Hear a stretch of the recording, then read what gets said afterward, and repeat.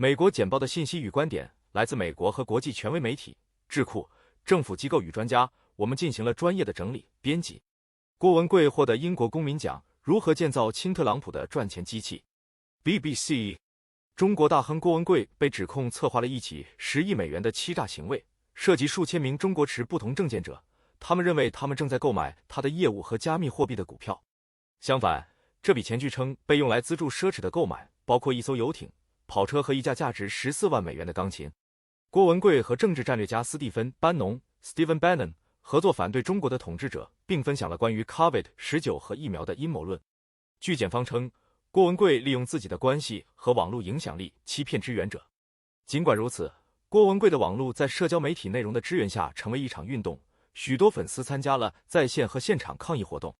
郭文贵上周在纽约被指控。郭文贵在贫困中长大，是8个孩子中的一个，并在中国短暂服刑。他后来成为房地产大亨，与中国情报部门取得了联系，并在指控高级官员腐败后于2014年逃离中国，前往伦敦和纽约。在这2个城市，他都与重要人物相遇，包括英国前首相托尼·布莱尔 （Tony Blair）。他在2015年向他捐赠了2.100万英镑 (2.500万美元). 同样在2015年，郭先生因对英国社会的杰出贡献而获得英国公民奖。他在美国法院被指控为中国政府的双重间谍。郭文贵于2017年在美国申请政治庇护，之后他在社交媒体平台上建立了追随者，声称受到中国当局的迫害。那年晚些时候，他遇到了班农。社交媒体分析公司 Graphica 的高级分析师凯尔·维斯 （Kyle Weiss） 撰写了2021年的一份报告，讲述了郭文贵的在线形象如何发展成为一场运动。成千上万的郭文贵粉丝在网上和线下都采取了行动。他的一些追随者在郭的敌人的家外集会，这些敌人往往是持不同政见者。郭文贵还发起了他所谓的惩治叛徒运动，导致至少1人被殴打。此后一直反对郭的可哥参加了另一名中国持不同政见者鲍勃·傅 （Bob Fu） 家外的集会，郭指责他是中国间谍。看看美国在叙利亚的军事任务极其危险。美联社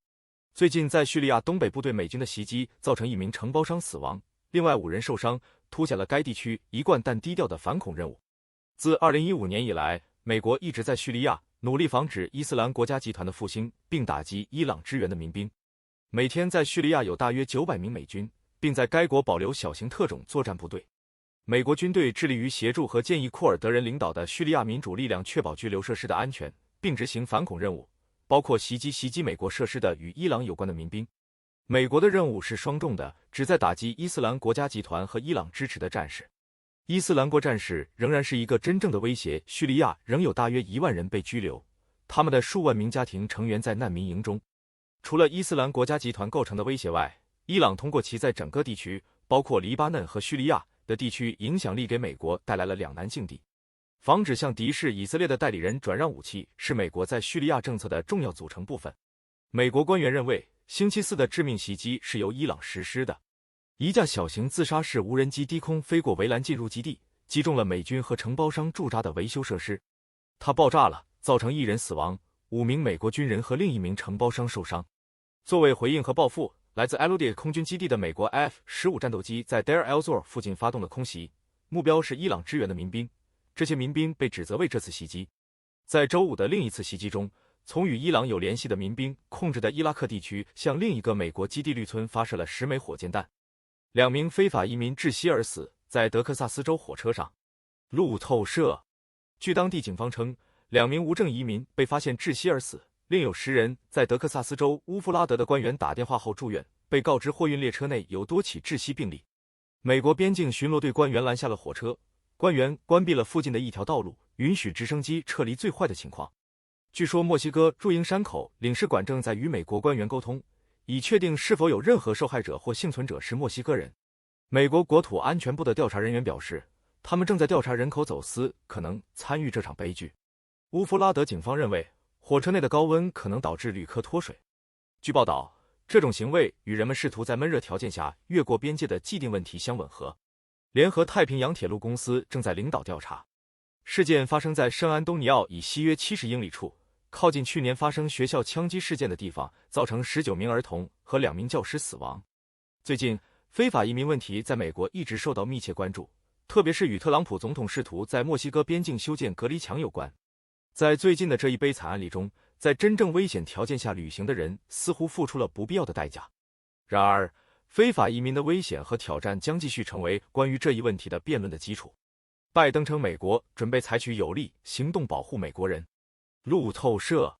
乔·拜登总统警告伊朗，美国准备采取有力行动保护其公民。此前，美国军方对伊朗支持的部队发动空袭，以回应造成1名美国承包商死亡和5名美军受伤的袭击。罢工袭击了伊拉克和叙利亚的设施，美国称这些设施被伊朗支援的民兵使用。伊朗谴责罢工，伊朗将美国的行动描述为对伊拉克主权的公然侵犯。